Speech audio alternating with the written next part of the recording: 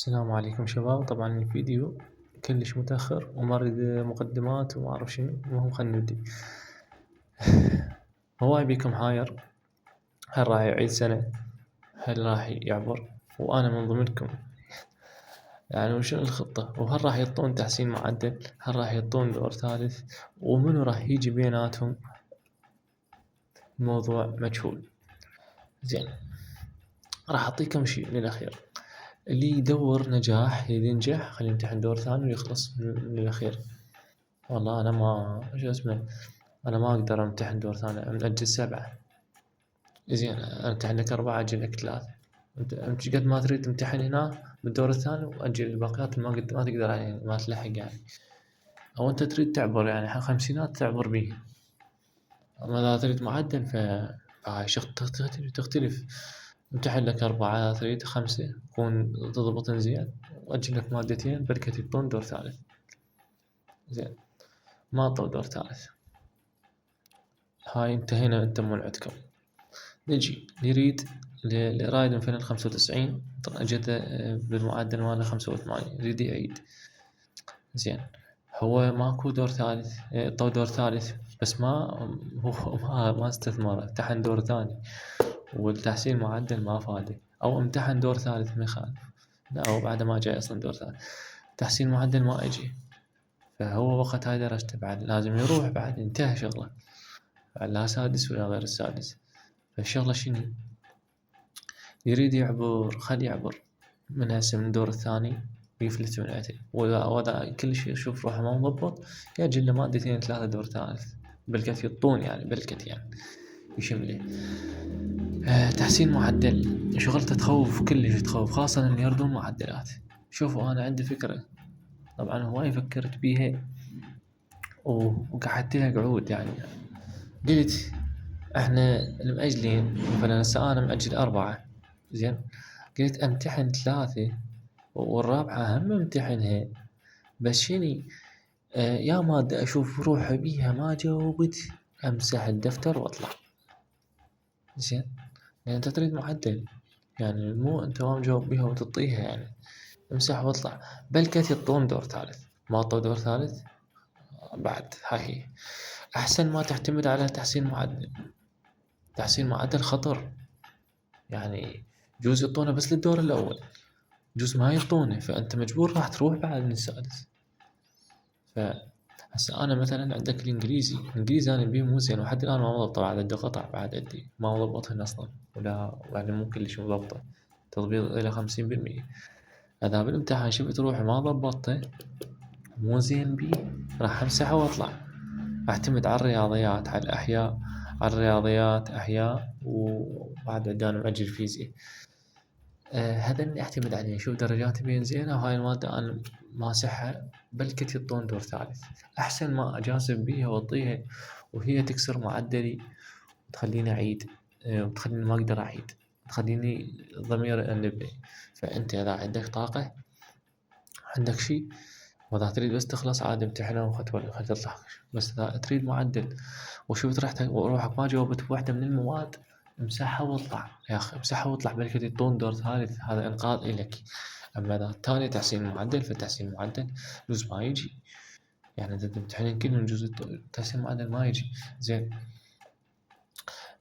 أحد يقول لي أنا أريد أمتحن دور ثاني وأريد أخلص ويكون معدل زين، تعتمد عليك أنت، شوف روحك مضبط المواد ولا ما مضبط المواد. يعني إذا بالامتحان أنت جاوبت زين، شفت روحك مجاوب وهاي عادي خلص، هاي من الزينات. شفت روحك ما مجاوب امسح المادة واطلع يا أخي. تريد تعبر اعبر للأخير، لا الموضوع لا ما يتعقد.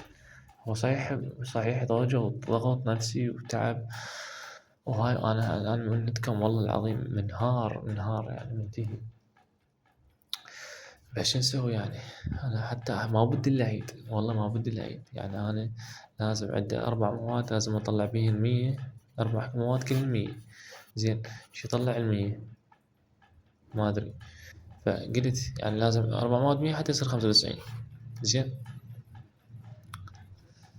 فندور معدل لا يعتمد له على تحسين معدل رجاء، هذا شيله اعتمد له على هذا، بلكي تعطون هذا أجل لك من عندي.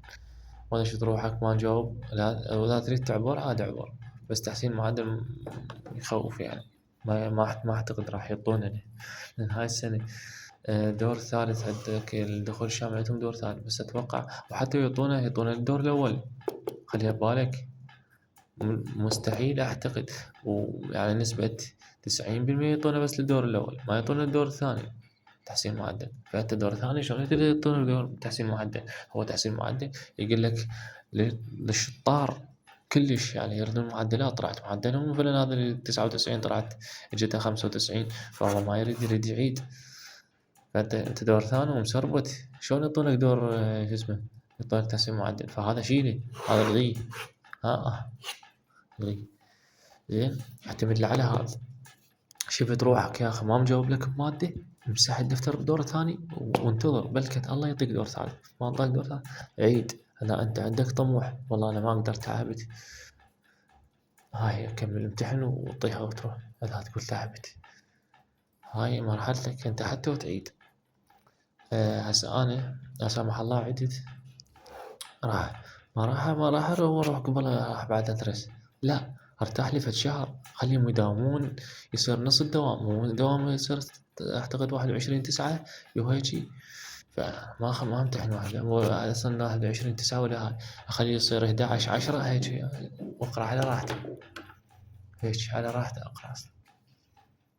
يعني انا مادة نضبطها ارتاح نفسيا واوخر عن نفسي الهموم من ضمن السادس واي، وبعدين ابدا اقرا. وهاي المرة بنقرا انت مرة عليك هاي المواد اقرا.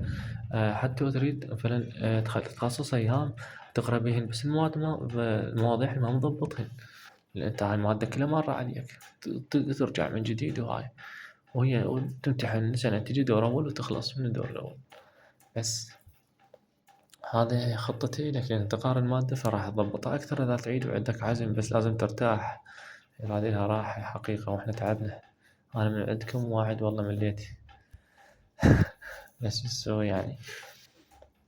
هذا الفيديو جاء متأخر وقته، ما قدرت أنزل لأن هي شي غريب. باشر إن شاء الله امتحان إسلامية والامتحان، والله يوفقكم ما ممتحنين، ولا تخافون الإسلامية والعربي دور ثاني راح يجون أسهل. حتى الإنجليزي أنا أشوفه ما أحس بيه سهولة، لأن الإنجليزي أنا عندي أصعب مادة عندي. الرياضيات راح تجي سهلة، الأحياء راح تجي كل سهلة ماي أصلا الأحياء. الفيزياء نوعا ما أسئلتها راح تجي أسهل من الدور الأول، مختصرة ولكن مسائلها شوي بيها فيكات أو بيها فرة أو بيها شوية مطولة مسائلها، بس شرحياتها مختصرة. لأن دائما الدور الأول يناقض الدور الثاني كل تفاصيله. وشكرا.